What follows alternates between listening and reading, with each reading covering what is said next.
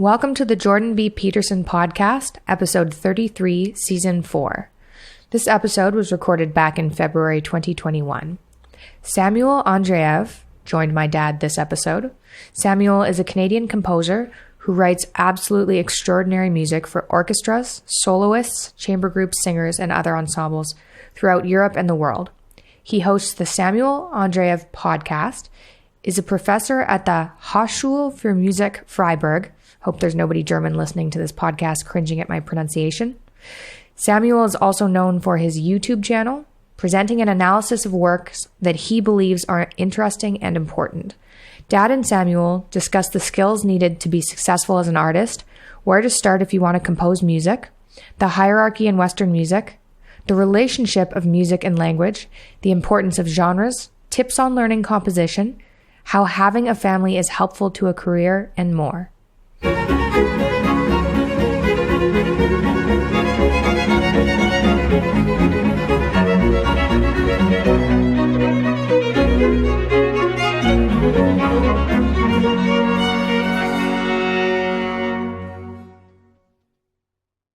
I'm pleased to have with me here today Samuel Andreyev, someone I've known for many years now. I think it must be 15 years probably. And Sam is a Canadian composer who has sought his fame and fortune in Europe. And we're going to talk today about his career, about the artistic endeavor in general and how that can be rendered practical, and about music. It's nice to see you, Sam. Thanks a lot for agreeing to talk to me. It's really good to see you, Jordan. Thank you. Thank you. I'm very pleased to see you. So why don't you fill everybody in to begin with on your background?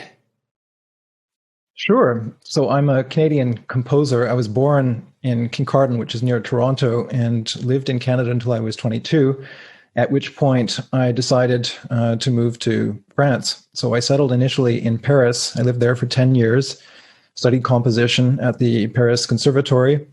And then I received a one-year artistic residency in Madrid. I lived there for a while and then ended up here in Strasbourg in eastern France. And I live currently right on the border between France and Germany. So my work involves many things. I have to juggle a lot of different activities. So the main thing and the sort of summit of my activity is my work as a composer. So I write music for orchestras and soloists, chamber groups, singers, all kinds of different ensembles throughout Europe and the world. And I also have a podcast called the Samuel Andreyev Podcast. I'm a teacher. I'm a professor at the Hochschule für Musik in Freiburg, Germany. And I have a YouTube channel where I present analyses of works that I think are interesting and important. And I try to render those works a little bit more accessible to people who might not be familiar with them. And how's your subscriber base on YouTube been doing? I haven't looked at your channel for some time. You started it about, how long ago now? I started it in late 2016, and it got off to a rather slow start, which is to be expected with this sort of thing. And then it took off within, I would say, about a year or two. So my subscriber base currently is about 35,000. So I'm not breaking any records on YouTube, but nevertheless, for the sort of content that I'm doing, it represents a very significant audience. And the other thing that I've noticed, reading comments and the many, many emails that I get all the time, is that it's an audience that seems to be divided between, on the one hand, professionals, so professional musicians, people who have are composers who are active musicians, and then complete neophytes, people who don't necessarily know very much at all about music, but are curious about it. And one of the tricky things about running this channel has been finding a way to address both of those audiences simultaneously. So I try to make my videos in such a manner that somebody who is getting into this topic for the first time can learn a lot, but not be completely overwhelmed with a barrage of rebarbative technical information. But I also try to make it specific enough so that somebody who has been a musician for 30 years can still get something out of it. So what made you decide to use YouTube? Why did you start your channel? Oh, well, I was I was a professor at a conservatory in northern France for 2 years teaching analysis, and I had a class of between 10 and 15 students. And I put an enormous amount of work into those courses. So I would go and spend a week studying a particular musical work, and then I would present it to my students. And we would alternate classical repertoire with more contemporary, specifically post-war repertoire. And I really enjoyed doing that. But there was, it seemed to me anyway, a disconnect between the enormous amount of work going into producing those courses and the very small number of people that were benefiting from them. So after a couple of years of doing this, I had just a wealth of material just sitting there. I was just thinking, well, I have to be able to do something with this that would be, a little bit more broad in its scope. So I just decided, well, what if I just film myself, basically presenting a lecture as though I were in a classroom, and just put it out and see what happens. And it did surprisingly well. The first video, I figured, well, 50 people watch it. That's great. That's 50 people more than the 15 that I have in my class. But it was like 1,000 people within a month or something like that. And that was exciting. So that showed me the potential of the medium. And it just kept growing from there. How many viewers are you getting on average for a video, and what's the range? It varies wildly. I have videos with 200,000 views, and I have videos with a few thousand views. And the thing is, I'm utterly unable to tell what videos are going to be popular. I mean, it's really strange to me that I have no sense of that at all. I just throw up videos that are in line with my interests at the time that I'm doing the video. Like it's important to me that it has to be a topic that I'm obsessed about. I can't just be merely interested. I have to be obsessed with the topic so that I can research it in sufficient depth. And then I do a video that is a distillation of everything that I've discovered as I've looked very, very closely into the work. And sometimes that process takes weeks or years. I mean, if you consider that many of these works are pieces that I've been studying for years. So I try to condense that down into approximately a 20 to 30 minute video. And some of them are quite popular, and some of them, for reasons I don't understand, are a little bit less popular. But it doesn't influence my choices in terms of what to look at. So I just try to go with the things that I think are worth looking at, and particularly works that aren't, let's say, particularly represented on YouTube, because there's all sorts of repertoire that I think is really very significant and important work that nobody's bothered to make a video about. So it's also about filling a void. I mean, you're an anomaly. Is there anyone else that you know of doing this sort of thing publicly on YouTube, for example, like you are? And how are your colleagues reacting to that? There's very few people doing it. It's starting to be a little bit more common, but certainly 4 or 5 years ago, there was nobody else. I mean, I was looking actually for content of this sort on YouTube and not finding anything. So I decided I would just step in and do what I could in my very primitive way. The early videos were extremely crude, but these days I would say there's two types of people producing content on music on YouTube. In terms of, let's say, things that are a little bit more theoretical or that try to present really specific information on music.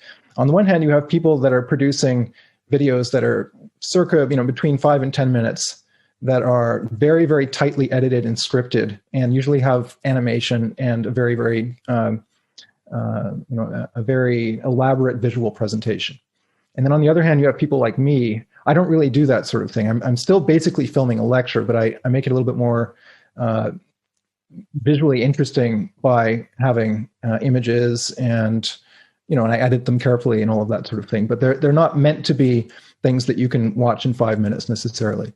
So in terms of people who are sort of doing it the way I'm doing it, I honestly can't think of too many other people, even now. And I think that within the composition world, and I've talked to many other composers about this, there's a feeling of reticence, I think, about going on YouTube and doing this sort of thing. There's a perception that YouTube is a place that people go to get their head smashed in, to get insulted and embarrassed and humiliated and so on. And I think there's a degree of discomfort amongst composers who, they're not by nature the most extroverted people anyway. I think a lot of them are somewhat reticent about doing something like this. And the other thing is, you need to have a weird array of skills to do this sort of thing, and they're not skills that typically go together. And a lot of composers, frankly, would rather just spend their time doing their work and teaching if they teach. So, yeah, well, you need a weird array of skills generally to be successful as an artist. And unfortunately, perhaps being technically proficient or even brilliant artistically is nowhere near enough to guarantee your success. I mean, one of the things that struck me since I've studied creativity for such a long period of time now is just how difficult it is to sustain yourself as an artist, to keep body and soul together. And it isn't obvious as well that when people acquire their artistic training, they also acquire along with that any appreciation for what has to be done in order to make themselves able to live while they pursue their art. And you and I have talked an awful lot about career development, and you've been successful at it, but I know it's been extremely difficult. It's been extremely difficult to manage. First of all, you had to leave Canada. And why was that? There were a few reasons for that. I actually formulated the project of leaving Canada when I was 16 or 17. On one level, it's a difficult thing to explain because most of my life choices have been made instinctually. So I don't actually sit down with a piece of paper with columns on it and think about all of the pluses and minuses of various decisions. Most of the major decisions I've made have been made on instinct, and moving to France was one of those decisions. I had a sense that in order to go as far as I possibly could in a given direction, in order to give everything I had to give, let's say, that I needed to leave. I needed to go somewhere else. And there's a few reasons for that. So one of them is perhaps I felt that I was sort of too much in a very familiar environment and surrounded by too many like-minded people. And I wanted to be in an environment that would, on one level, that would force me to reconstitute myself and learn an entirely new way of being. So when I moved to France, I hardly knew anybody. I think I had one phone number of one person to contact. It was extremely difficult. You're starting a new life all over again. You're dealing with a language. You're dealing with a completely different culture, people that have different priorities, different principles, and trying to work all of that out while simultaneously trying to start a career. So it was extraordinarily difficult. But I think that on one level, I'm instinctively drawn to difficult things. I think I find the challenge. Well, open people are creative, and the advantage to lead, and so they're destined in some sense to transform their personalities. So creative people create, objects. They create for public benefit, but they also create themselves at the same time. And one of the advantages to moving somewhere drastically new is that you can leave old parts of yourself behind and remold yourself in a new configuration if you're willing to take advantage of that. It's not a simple matter, but there's great benefit in it if you can manage it. And so you left Canada and you went to France. What changed for you as a consequence of doing that? How did you change? Well, first of all, I was exposed to an entirely different musical culture, and I had to think very differently about music than I had up to that point. So that was the first thing, and that involved an enormous amount of listening and being open to my teachers also, to what they had to say, even though their perspective was radically different than what I had encountered up to that point. It involved all the basic practical things of learning how to live in a new place, developing routines that can sustain you when you're in a completely unfamiliar environment. That's absolutely crucial. You have to have a favorite coffee shop. It sounds stupid, but you have to have things like that. Otherwise you go crazy. Constituting a circle of friends. Well, it might be useful for everyone who's listening to know that if you do make radical change like that, it is of crucial importance to establish these islands of predictability. And a favorite coffee shop is a really good way of doing that. You go there every day, you get to know people a little bit, and that stops you from drowning in the chaos of the unknown and enables you to start to put down some roots. And, it's easy to dramatize and romanticize creativity and constant freedom, but even very creative people need routine to keep them sane, and they need a creative routine as well. I mean, how much time do you spend a week composing, do you think? I know fairly precisely because I have a schedule. So I do minimum 3 hours a day of composition. It's difficult for me to go too much beyond 3 hours.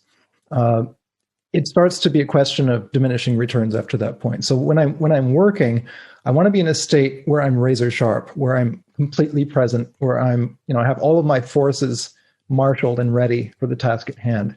And you can't be sort of half there and kind of checking your email, and you really do have to be focused on it. And that sort of focus takes a lot out of you. I would find it difficult to go beyond about 3 hours, but that's typically what I do. I could work for more than 3 hours a day, but I couldn't do it for days or weeks on end. I'd start to tire myself out. And so I eventually realized that past 3 hours a day, I was robbing Peter to pay Paul. I'm constantly telling this to students. I mean, one of the things that I say to composition students, I teach composition privately online on Zoom. And one of the things I'm constantly telling them is, in addition to the obvious musical skills and all of that and all the work that goes into composing, you have to know how to work. And you have to get that right, as early as possible in the process, because it's incredibly important and it's different for everybody. Some people can sustain that for 45 minutes. Some people can do it for 3 hours. Maybe some can do it a little bit more than that. I don't find it credible when people say to me, I compose 12 hours a day, which you occasionally hear. But I suspect that it's a bit of an elaboration of the facts. So you've managed to establish yourself as a composer, and that's your fundamental career, but you also have to teach. And can you walk everyone who's listening through what a typical week would be like for you? And that gives them some sense of what has to be done to make a living as an artist. Yeah, I mean, I would start by saying that it's not exactly that I have to teach. There are other things that I could do instead of teaching in order to get the necessary income. But I actually enjoy teaching, and it's something that is enormously enriching for my creative practice as well. So it's not like there's not 1 second of teaching time that is wasted time ever. I mean, it really does feed directly into the work that I do. But as far as a typical day, I mean, I try. Oh, well, because you discuss things with composition students, and the problems that they're having are very likely to be versions of the same problems that you're having, but in a different form. And talking these things out is enormously helpful, and it's stimulating, and things come up all the time spontaneously during these lessons that you can't necessarily plan ahead either. So it's a form of creative activity. I think if I'm teaching composition the right way, then it's stimulating for both me and the student, and it's surprising, and it generates ideas. So with respect to apprenticeship and learning how to compose, I mean, one of the things that is almost like a rite of passage for composers is that you take chorale melodies. So these are Lutheran hymn tunes that were taken by Bach and harmonized in 4 voices.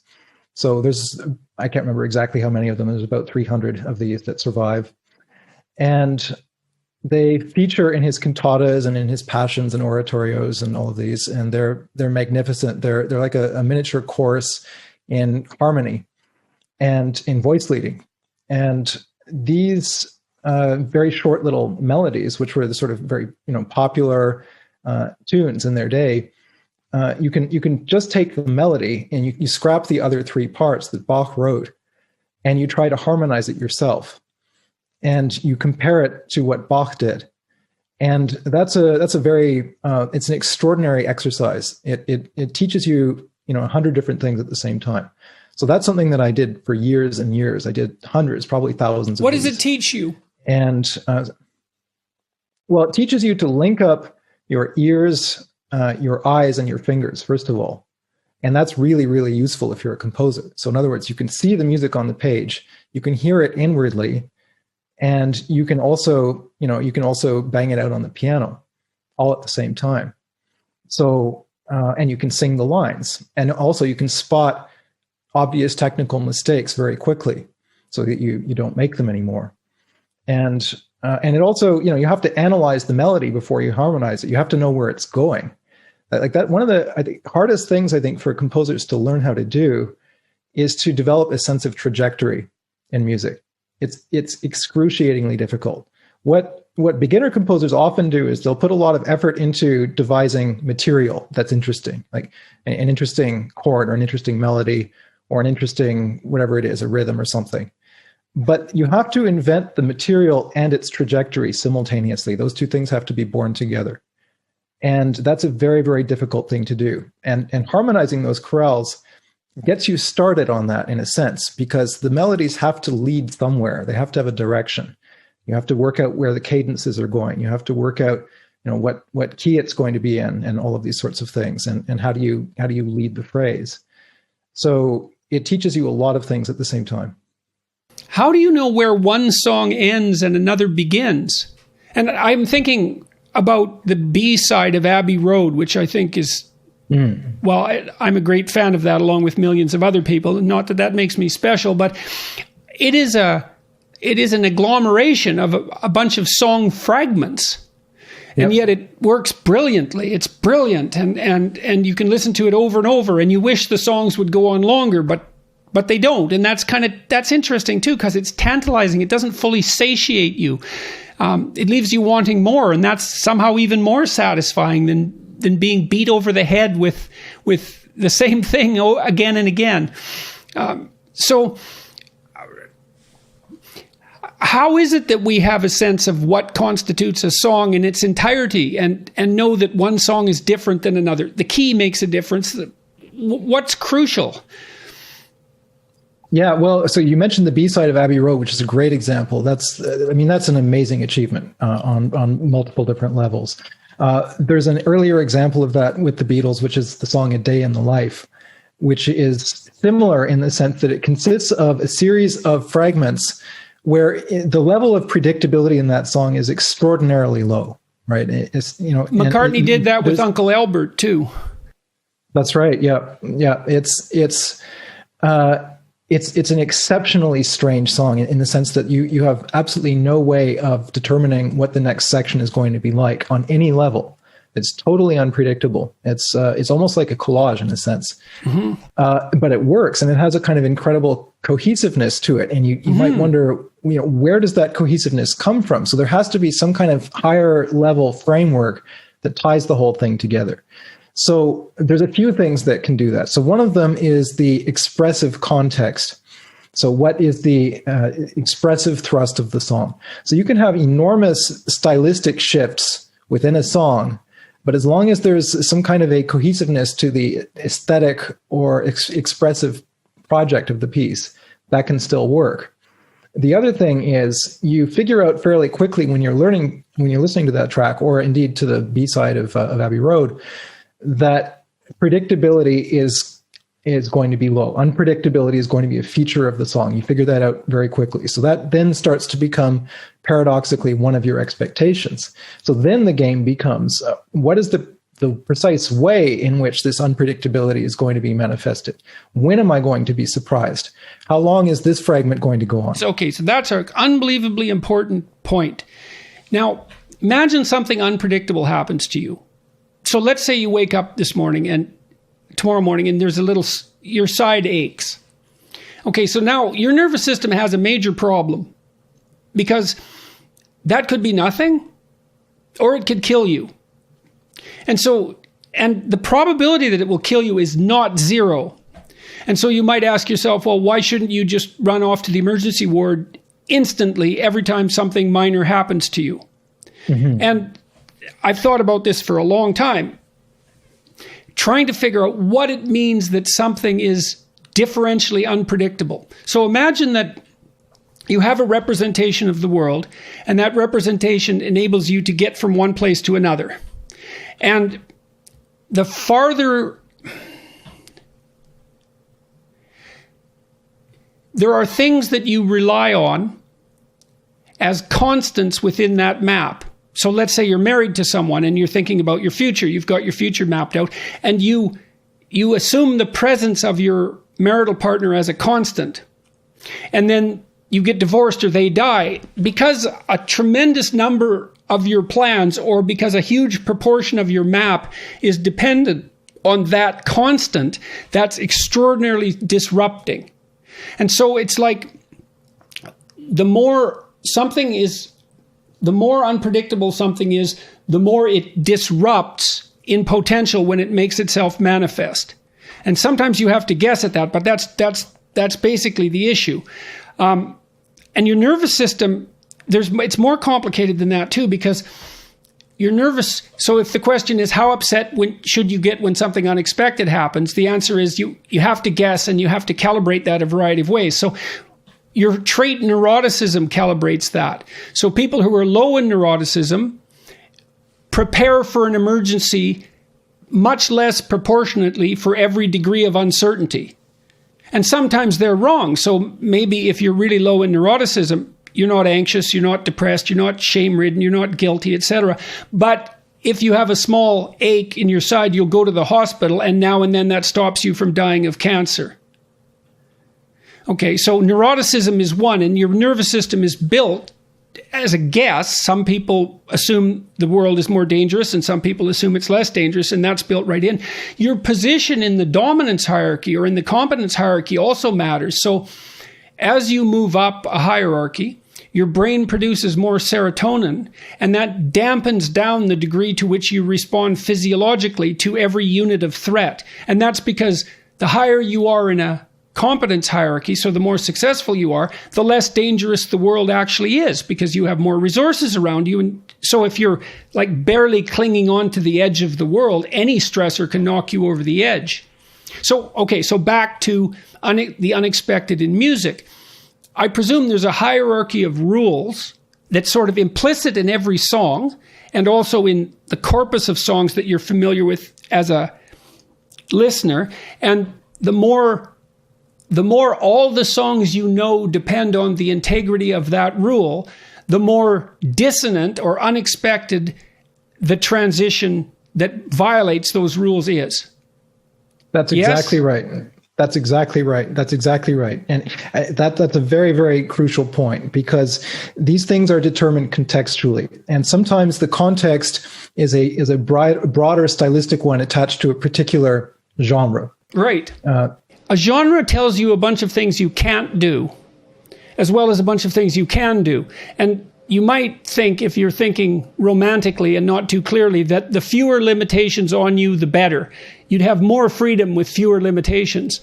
But paradoxically, that's not exactly right. And that's really demonstrated in music, because the fact that there are genres seems to increase the range of possible productions rather than decreasing them. So if you're writing a country song, well, there's a bunch of things you can't do before it becomes a rock song or a blues song, although you can play with the borders in an interesting way. But if those limitations weren't there, well, you wouldn't have that genre. And some people might think that's good in relationship to country music, but there's great country music just like there's great music of all genres. And so that seems to me to be associated with a point that we made earlier about training of the artistic temperament, which is that, you have to go through an apprenticeship and discipline yourself before you can become free. And that's a good way. And I want to bang this point home to some degree, because especially for people who are out there who are young that are listening to this, you don't want to be thinking that constraints are your enemy if you're a creative artist. They're not your enemy. Routine isn't your enemy. Discipline isn't your enemy. Genres aren't your enemy. You can push against those constraints, and you should, but you want to push against them with respect, because if the constraints weren't there, you wouldn't have music. You'd just have noise. And, anybody can bang their fists on a piano, and there's infinite ways of doing that, but none of them are interesting. That's exactly right. That's exactly right. And on one level, I mean, you could take it a step farther and say that there's actually very little freedom in creativity in a certain sense, because we're talking about genres. So the instant you say, I'm going to write an opera or a pop song or a jingle for a TV commercial, instantly there are all kinds of expectations attendant upon those forms. You can play with those to some extent, but you can't completely violate them. If you want to make something that is meaningful enough to make something that's capable of carrying meaning within that genre, there's only so far you can really push it. So you come up against that very quickly. And then, once you start, let's say, developing a style as a composer, then that style has certain expectations attendant upon it as well. So you're not actually that free. Now, I think one major difference between music being composed today and music being composed 300 years ago is that the stylistic parameters of a piece today are much more embedded within individual works, or let's say within the style of an individual composer. They're less sort of outsourced to the reigning genres or practices of the day. So do you think that that's one of the, I find the more modern the classical music, let's say, the more difficult I find to listen to it. But your claim is that now, in some sense, it sounds like now what people are trying to do is to invent a genre that's that piece within which the piece is to be interpreted. Yes, so instead of assuming the context that the listener brings, you build that context into the piece. But that also seems to place tremendous demands on the listener.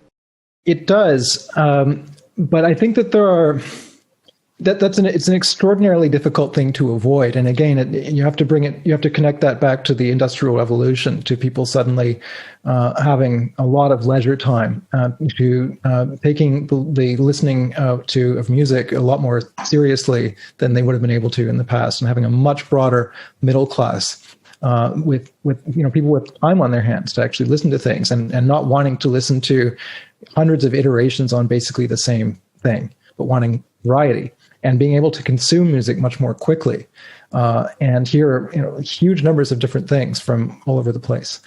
And that's just the world that we're in. And obviously that's taken to the nth degree with internet as well. So it's very difficult in a situation like that to posit that there could be something like a universal style that would be practiced by everybody, and that would have its own codes, and that would be sort of broadly understandable to the public. To some extent, that role is now filled by popular music and commercial music. But within the sort of world of art music, it's not, it hasn't been the case for well over 100, maybe you could argue 130 years, that there's something like a broader cultural set of expectations about what's going to happen in a particular piece. That's a long time ago. So, it is challenging for listeners on one level, but here's the other side of that. So people often say X, Y, or Z piece is challenging for the audience, or this is a piece, this is a very old remark that you get in early instances of modernism. So for example, when James Joyce was working on his final novel, Finnegan's Wake, he had a lot of extremely withering comments from older writers, this older established novelists and poets, who said, effectively, you're leaving the common man behind with this book. This is going too far. And I think that, first of all, Joyce's response to that was, well, I'm writing for an ideal reader with an ideal case of insomnia. So in other words, he's not writing for everybody. He's writing for a particular type of person that wants that kind of experience. I think part of it is the dissolution of the 19th century idea of the audience, in air quotes, like the idea that there is a cohesive, mainly middle-class audiences that goes to symphony concerts and operas and is expecting a certain type of experience. And that falls apart pretty quickly in the 20th century, because you start to see the rise of not the audience, so to speak, but a lot of different audiences consisting of individuals who might have broadly ranging tastes and might be listening to very different things. In the 1970s, for example, in North America, there was a craze for early music that sort of took the music world by storm. You started to have enormous numbers of Baroque recordings being sold, harpsichord music and recorder music and things like that. That's like a sub audience within the broader world of classical music. And you see that within the popular music world as well. There isn't one audience for it. There's like hundreds of little micro genres within it. So I think that's just partly a consequence of the dramatic expansion of the means of reproduction of music. perhaps the problem with the dissolution of the idea of the audience is that wouldn't that go along with finding it more and more difficult to find an audience to play to? I mean, because you always, as a composer, you must be constantly fighting between the tendency to write for you and for the small number of people who can perhaps understand music at the same level, and producing something that's of sufficiently broad appeal so that you actually acquire an audience. Yeah, again, there are different expectations, I would say, within different musical worlds. But there is an audience for contemporary classical music, and it's a surprisingly broad one. But it's not a universal one. It's not, it's not nearly as wide as the audience of people that listen to pop music. But nevertheless, there is an audience that exists, and it has its own sort of professional infrastructure, and there's a pathway towards entering into that world and to being successful within it. So that I think results in twin dangers. So one of them is you start playing for a particular type of audience that expects that particular type of musical experience. And it becomes a closed circuit rather quickly. And when that happens, and when the audience is essentially shut out of it, or at least not particularly invited into that world, then I don't like that. That's not something that I want to do with my own work. So one of the things that I've tried to do with my channel, but also with my own creative work, it's not so much about numbers in the sense of, how big can I make my audience? It's more a question of what happens if I remove barriers?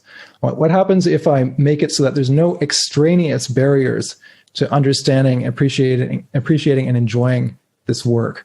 So that's something I've tried to do. So given that I have this to say, how can I present that in the most direct and enticing and engaging way possible? And so what do you think you have? Do you think that your music has something to teach its listeners? Like I've often been struck by the possibility that what artists do, visual artists, is to teach us how to see.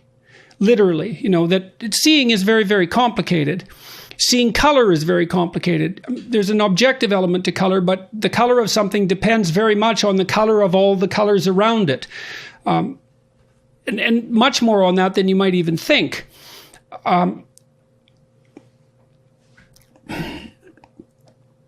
Sorry, I lost my train of thought there for a moment.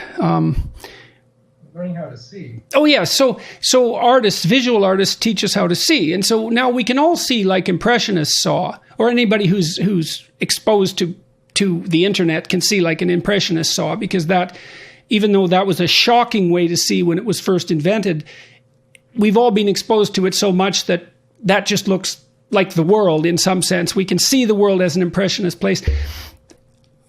Musicians, do they teach us how to hear? Are they structuring our auditory perception? What do you think musicians have to teach people? Well, a piece of music embodies a lot of different things at the same time. I mean, music has a lot of different components to it. It has an entertainment component to it. It has an emotional component. It has a scientific component to it. It has a religious component to it as well. Different composers, different artists are going to focus more on one or the other. Some of them may succeed at doing all of these things simultaneously. It might also have a pedagogical dimension to it. It slightly depends on the individual artist and what their focus is. But I think that really powerful works of musical art, regardless of genre, I don't care if it's a pop song or a symphony, it doesn't matter to me. They're able to do several of those things simultaneously in a very powerful way. And what that really does is it articulates a sophisticated worldview.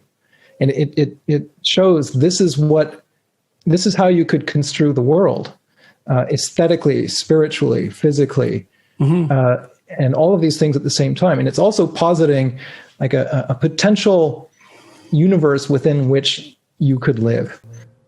So it speaks of something profound. I got that impression, for example, with Johnny Cash's last albums. I don't know what happened to him when he hit 80, but man, something changed. I mean, I like Johnny Cash's music, much of it throughout his entire career, but his last few albums were profound. They're moving. And that word comes to mind too. And that's so interesting because music has a movement, and music moves you, and it moves you to a domain where the profoundly meaningful becomes a reality. It's something like that. And that's so important for people to be immersed in a world where what's profoundly meaningful is made real. It seems to me that we depend on that. Well, and it happens within a sensual domain, right? That's the other thing. Music has a level of, let's say, immediate seduction, I think, that can be extremely powerful. So that you don't need to understand intellectually or technically how a piece is doing what it's doing. You can experience it directly through your senses.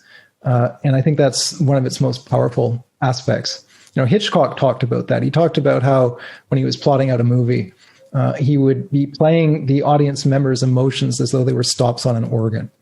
I always loved that. And a piece of music can do that as well. Right. So we have these highly trained people who devote themselves to a particular art, and then the consequence of that devotion is all of us have a broader range of potential experiences that we can engage ourselves in. And we pay for that because we want that to add depth to our lives and color to our lives. That's it. And also to give you a glimpse of the infinitude of possibilities, I think, and the range of potential worlds that can be explored. I think that's incredibly important.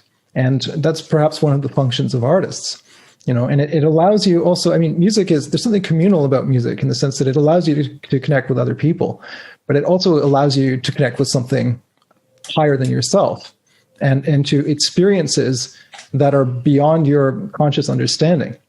And I think all of those are extraordinarily important things.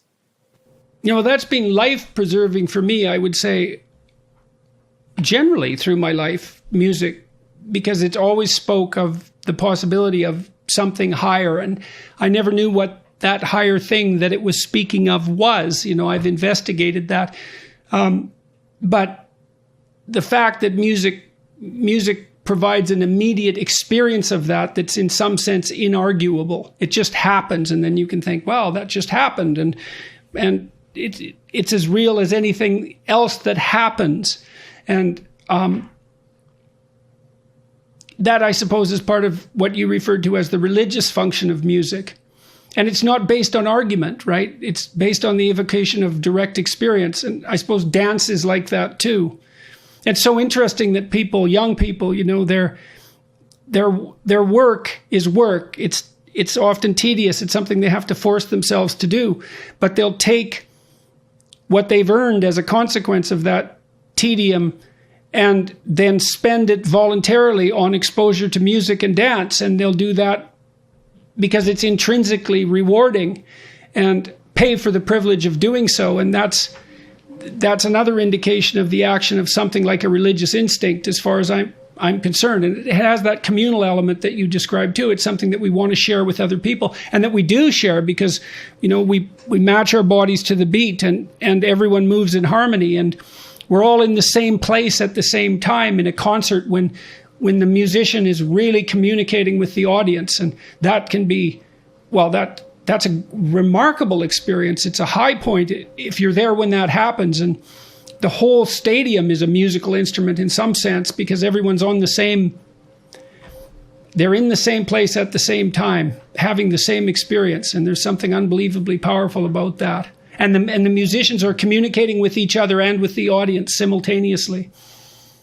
That's it. Yeah, that's it. And one of the things that I think COVID has revealed, we've had many attempts at trying to put on concerts online, virtual concerts and so on, or situations where there's a bunch of performers, they're all in different rooms and they're playing together over Zoom, and then it's being live streamed and so on. And to some extent, you can say that that's, it's better than nothing. But I can't think of a single musician that I know who would say, well, that's good enough. That's good enough. And we no longer need those sorts of communal experiences.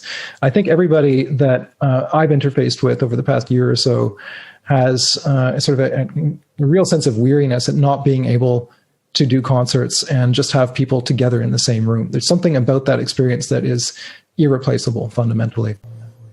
Well, we also don't know exactly how crucial those experiences are. I mean, I've been struck, if push came to shove, I suppose I'd have to admit that my favorite music is the music that I enjoyed when I was 18 or 19 or 17 in the 1970s or 1980s, late 1970s. There's something about communal musical exposure that seems to catalyze group identity at a very fundamental level.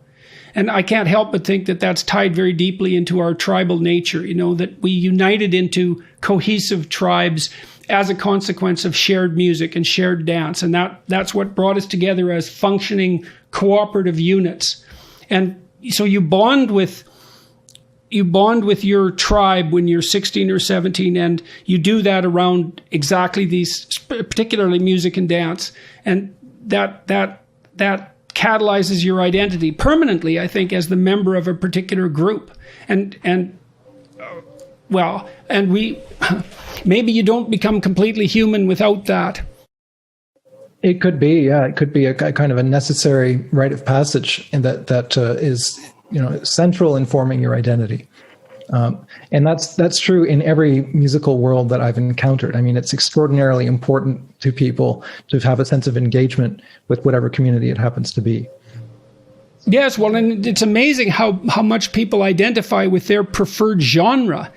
It was funny. I went to my 50th high school reunion a while back, a couple of years ago, and I made this tape because I lived up in northern Alberta, and I suppose the preferred genre there was country music. So I made this tape because I had listened to a lot of old country music from the 30s through the 60s, and Hank Williams and some country swing and classics of country music, and I really liked it. And I brought this tape to play at my 50th reunion, and I put it in my car stereo, and I got objections from the crowd the same way that objections used to come up when teenagers squabbled about what music should be played at a given party.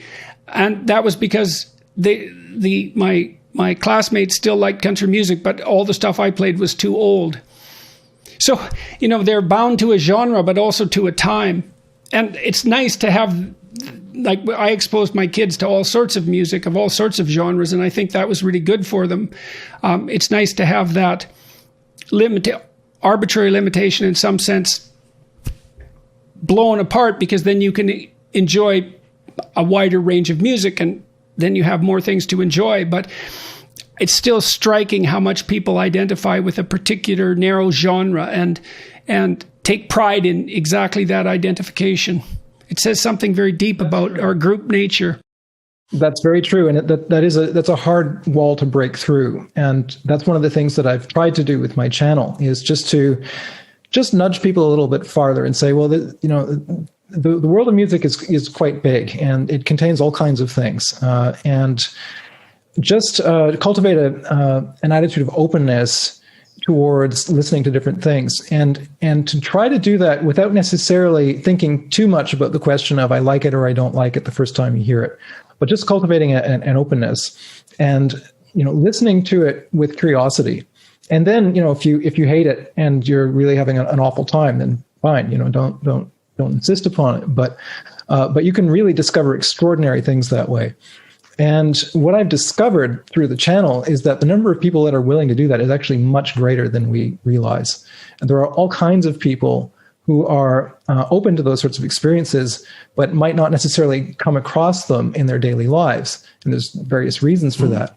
A lot of the music that I cover doesn't necessarily have a very broad exposure, but they hear it and they get drawn into it. And especially if you can connect that up with something that is familiar to them. Mm-hmm. A bridge. Yeah, well, with my analysis or composition students, if there's a particular area of repertoire that they're not familiar with and they're having trouble entering into it, then you show them an example of the painting or the architecture or the poetry of that time. And often, there's a kind of a click, and they realize, oh, this is what this connects to, and you can sort of enter into that world much more easily. So, and that's an incredibly effective thing. Whereas I think if there's no context, then it's terrifying. And there's nothing more upsetting for audience members than to listen to something and have the feeling that they have no ability whatsoever to tell if it's good or bad. People hate that. It's like, how am I supposed to, maybe I'm not having a good time, but I don't know if it's because the piece is bad or if it's because I'm not able to hear it because I don't know what's going on. And so I try to reduce that as much as I can. Just provide some context, explain what the work is trying to do, what it comes out of, and that can go a long way to removing those sorts of barriers, I think. Well, that's one of the advantages to YouTube, isn't it? Is that you can communicate with people who would normally be excluded you can communicate with people that would normally be excluded. It's certainly the case that I've found that there's a massive market for the long-form discussion of philosophical ideas. Far bigger market than anyone would have ever possibly imagined, including me. So that's it. Yeah. So let's round this out. You've spent the last 20 years developing a creative career. It's a very rare thing to accomplish. Advice for people who are interested in composition. Like, how do you build yourself into an artist? What do you have to do to be successful? And what pretensions do you have to drop? The first thing is that being a composer, let's say professionally, is almost impossible, right? So that's the first thing to understand, I think, when you're getting into it, is that it's unbelievably, almost inexpressibly difficult to do. So the odds that you're going to fail are high. So that's the first thing you have to confront. So that gives you a certain degree of humility, I would say. The second thing is you have to have a range of skills, I would say. And I mean, we mentioned this at the outset. You said that it's, being talented and creative is not enough. In fact, it's really not enough. There are, I've met so many brilliant, talented people who haven't been able to establish themselves professionally, haven't been able to get a foothold because they don't have the other skills necessary. A lot of that is interpersonal. A lot of it is practical. You have to be deeply pragmatic in order to do this. And so what does it mean to be pragmatic? And I mean, people often, they have contempt for musicians or artists who sell out, but it's not that easy to put yourself in a position where you have the privilege of selling out, let me tell you. So you might not want to start by being contemptuous of developing that as a temptation. Absolutely. Well, I think one thing that's very, very important is to understand that there, as I mentioned earlier, there is an infrastructure in place for people who want to be composers. So there's a network of festivals, there's a network of ensembles and orchestras that commission pieces and so on, and there are audiences attached to all of these different structures. So on the one level, you could say, well, there's an audience that already exists, and maybe you can tap into that. But I think what's incredibly important to understand is that increasingly today, you have to really constitute your own platforms yourself, and you can't rely on those institutional structures because a lot of them are actually rather tenuous, in the sense that a lot of these things are state funded. You can't guarantee that the state funding is going to go on indefinitely. And you don't know at all if the state can actually communicate with the audience. Especially with the rise of new technology. I mean, I found this with book marketing, is that the old go-to sources for publicizing a book are no longer relevant. And the book publishers don't know what to do about this. They're still stuck. Well, maybe they're stuck 5 years in the past, but that might as well be 20 years. And so you do have access to all these technologies like YouTube and Spotify and so on. But that also means to use those, you also have to dispense with any contempt you might have for sales and marketing. And I think it's a big mistake to think about it as selling out. I think the way you should think about your art is that not only do you have to create it, but you have to communicate about it. Because if you don't communicate about it, no one knows it exists. And so it might be of high quality and it might be deeply engrossing for you to engage in it, but that doesn't mean that you're going to be able to keep body and soul together. And so you have to drop your contempt about communication. That's right. That's right. Because it's extremely easy to ignore a new composition. It's very, very easy.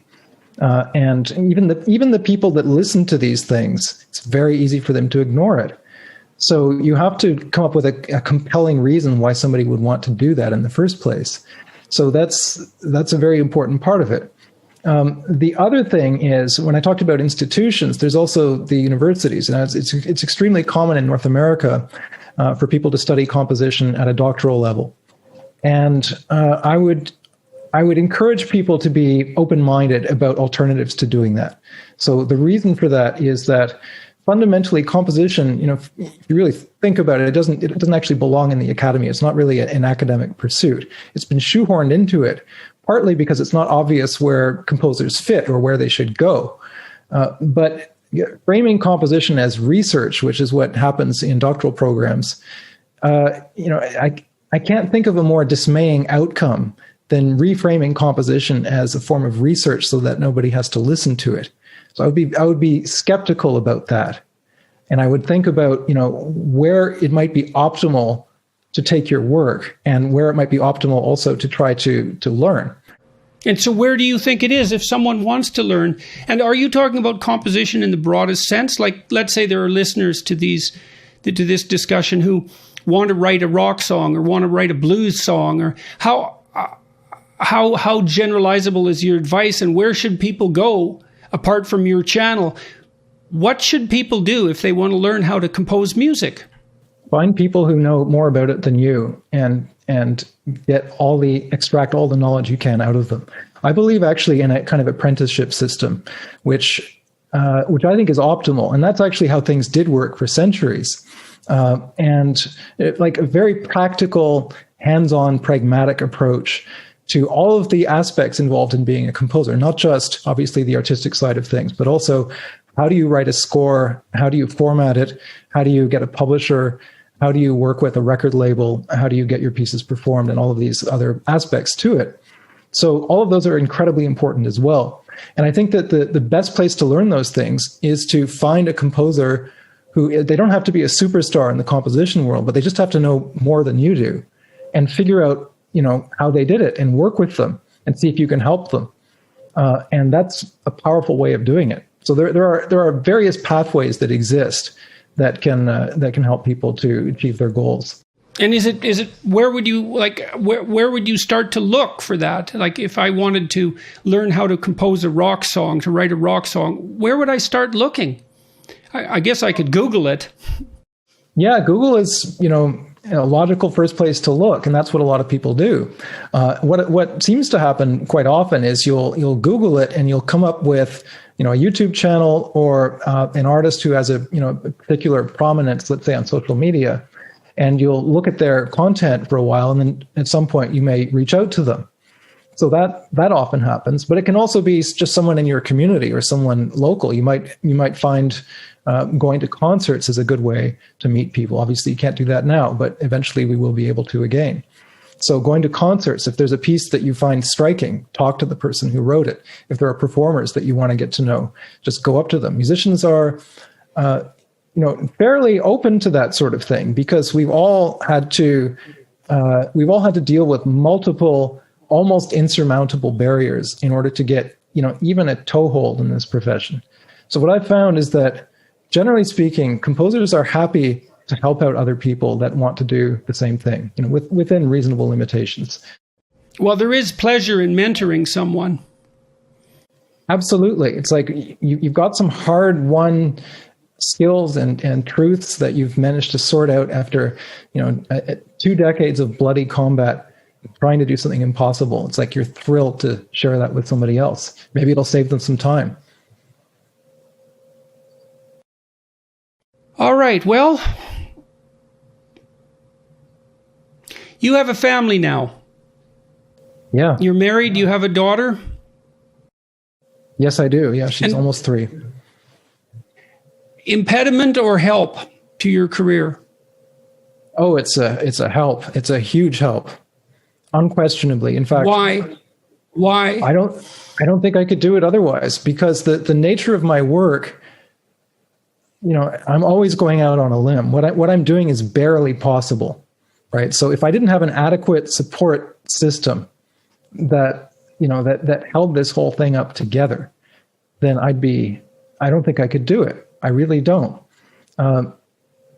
So that's probably going to be true for most people. And occasionally there's going to be someone who, for one reason or another, either they can't live with somebody else or whatever. But for most people, that's going to be the case. And so there's a level on which my life is predictable in the good sense, right? There are certain things that I don't have to worry about on a daily level. And that frees you up immensely. There's a 19th century French poet who said that in order to be properly free in your imaginative, creative work, there needs to be something predictable and almost boring about your home life. Not boring in the bad sense. Boring in the sense of, let's say, free of terrifying, chaotic disorder. Well, I think, you spoke of music continually representing the relationship between order and chaos. And so then the same thing applies in your creative life, is you want to order everything that can be ordered so that you can tolerate the exploration and the risk necessary to engage in a creative enterprise. And so again, we'd say, art gets romanticized in a counterproductive way for the wannabe artist frequently, and leads them to be contemptuously avant-garde about things they should be grateful for having. And that would be friends, family, intimate relationship, some daily routine, discipline, a work ethic, all of that. It sounds so bourgeois. It's at odds with, well, maybe you want to die at 27 of alcohol poisoning, and if that's the case, then you can forego all that. But if you want to have a long and creative career, it's not such a bad idea to nail down some stability around you so that you can survive over the long run. That's it. Well, people forget also that the Romantics lived in an era where life expectancy was considerably lower than it is today. So it's like, well, you can have a bohemian lifestyle and die at 30, and comparatively speaking, perhaps you've lost a little bit less of life compared to what you might have had otherwise. Today, you can live to 90, you can live to 95, maybe beyond. It's like you don't want to be in a horrible state already at 30 or 40. So if you can avoid that, and this romantic myth of the artist that needs to be enmeshed in chaos and suffering needs to be definitively destroyed. It's a pernicious myth. People talk about artists like Van Gogh and Beethoven and so on, but Beethoven would have been more productive had he not had to contend with the things he had to contend with. Van Gogh would have had a much longer career, and they would both have preferred not to suffer, right? Not to be dealing with all kinds of tragic circumstances. They would have preferred that. Artists would generally prefer to have a nice home and a stable existence and something happy and fulfilling about their life. Well, there's also the proclivity of people who are living a dissolute and undisciplined lifestyle to pass that off as artistic engagement. And you can get away with that for quite a long time when you're young, but it starts to deteriorate pretty badly by the time you hit, I would say, the end of your 20s. That's it. And one other thing that I would tend to say to composers is to try to not waste time, because you have the sense that you have an unlimited vista ahead of you, and you really don't. And you have to be extraordinarily careful about how you're using your time, what you're aiming towards, and how you try to get there. And having a sense of articulating that, I think, is extraordinarily important. Yeah, and so do you have concrete goals set up? So, for example, when you're working about 3 hours a day, I think this is the last question I'll ask you, but when you're working about 3 hours a day, do you have a productivity idea in mind? Like, are you trying to hit a target for the year or for 2 years or for 3? Like, I have a friend who writes a novel a year. He's done that for 25 years. He writes every day. He wants to produce a novel a year, and he imposes that on himself. It could be a different strategy, but it can't be none. Yeah, I have to compose a certain number of pieces in order to have the income from commissions. So that's part of it.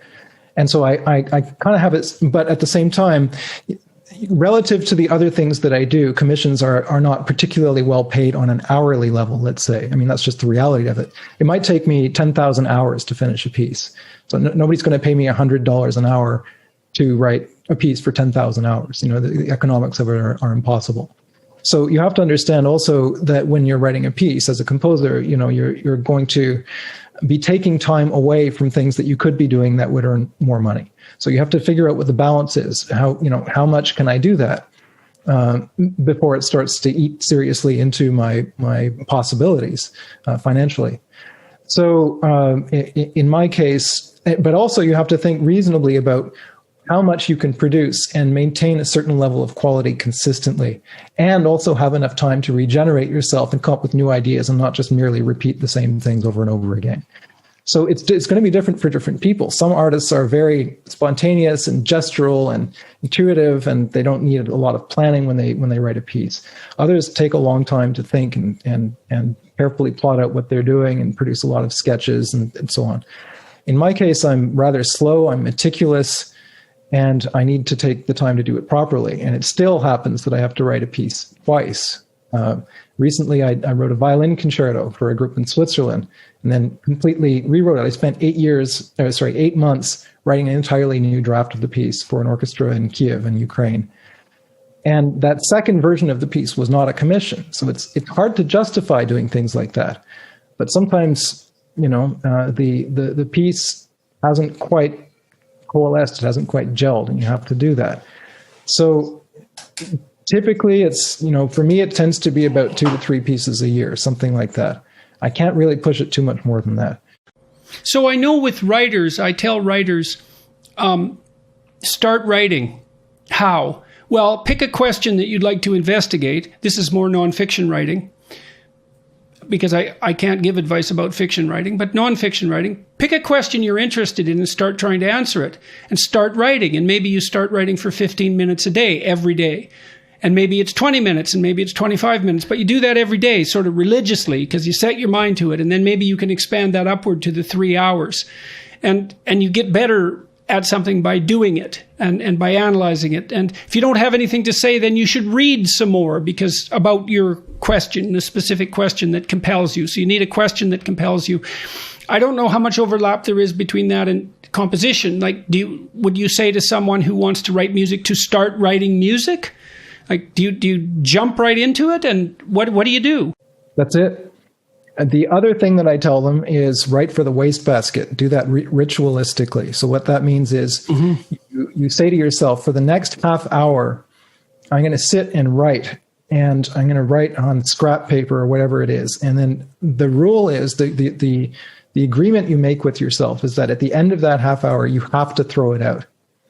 Okay, and you do that every day. You do it for 2 weeks and see what happens. And that's an extraordinary exercise. A lot of students find that very liberating because they're no longer thinking in terms of, this is not good enough to keep. It's not an issue. You're going to throw it out. And that just takes away those inhibitions. Well, there is neurological evidence that the creative linguistic facility and the inhibitory linguistic facility they're not the same brain area, which is to say that the production unit and the editing unit are separate. And if you try to, like I see with beginning writers, that they'll try to write a sentence properly. It's like, Jesus, get the sentence down, then worry about whether it's proper. You can't do that. And then they do that partly because they don't want to throw away. I want to get this right. It's like, well, that isn't how to get it right. The way to get it right is to write a bunch. It's Darwinian. overproduce and cull, overproduce and cull. Yeah. And then you separate the editor and the producer. Absolutely. That's exactly it. Yeah. And these strategies are incredibly powerful. So there's no reason why somebody has to be blocked or unable to write a single thing. You just have to find out some strategies sometimes. And that's part of the process of learning to be a composer or a writer. Well, you can lower your expectations to the point where you can meet them. Like you can type 400 words. They don't even have to make sense in terms of, they don't even have to be structured in sentences. Like there's a lower bound for quality that you can definitely hit. You can write 400 bad words. And if you do that repeatedly, then they won't be so bad. That's exactly it. It's the same with sports or athletic endeavors. It's like you don't start out, if you've never run before, by doing a marathon. You're just going to hurt yourself. You're going to fail and then you'll feel bad. It's the same in creative endeavors. Like you don't start out by trying to write a 900-page novel if you've never done it before. So you have to have proximal goals that you have a hope of actually being able to meet, and you set the target a little bit back so that it's not dead easy. It has to challenge you a little bit, but it can't be so difficult that you're going to feel like a hopeless failure. Even through trying to do it. And then what you do is you pile up these sort of little successes. It's like, okay, can you do a 15-second piece? Can you do a 30-second piece? And then you just keep moving the target slightly back. And if you do that realistically over years, you can become a master at something. Well, so then the other thing you're learning while you're doing that is to master your own time. Like you don't want to suffer from the delusion that your time is your own. First of all, you're not very disciplined to begin with. And so your time is wasted by preoccupations that you can't control. Your involvement in Facebook, your tendency to go off task and do something, that's maybe you're watching television or looking at pornography or God only knows what it is, but it's not focused attention on your explicit goals. If you start with these incremental projects, the way that you're describing, you can also learn to gain control over your own mind so that you can start to have some time every day that's actually yours and creative. And that's just as important. It's just as important to learn the discipline to do that as it is to make the project itself. And so maybe you start with 15 minutes a day if you can do that. And if you're lucky, you can end up with a couple of hours that you can have for yourself and your creative projects. That's it. I feel silly telling these things to you because I learned a lot of them from you. And you don't learn this in composition school. You don't learn this in a conservatory. But in their way, they're as crucial, they're as critical to being able to do it as to being able to write a correct piece of counterpoint. And what I often see are artists or young people aspiring to be artists who don't have the first clue about just how to work, how to go about it, how to establish a work routine. And without that component to it, it's hopeless. All right, Sam, that was good. Thanks very much for talking to me. It was wonderful to see you. It was a great pleasure to see you, Jordan. It was really, really nice. Thank you for doing this.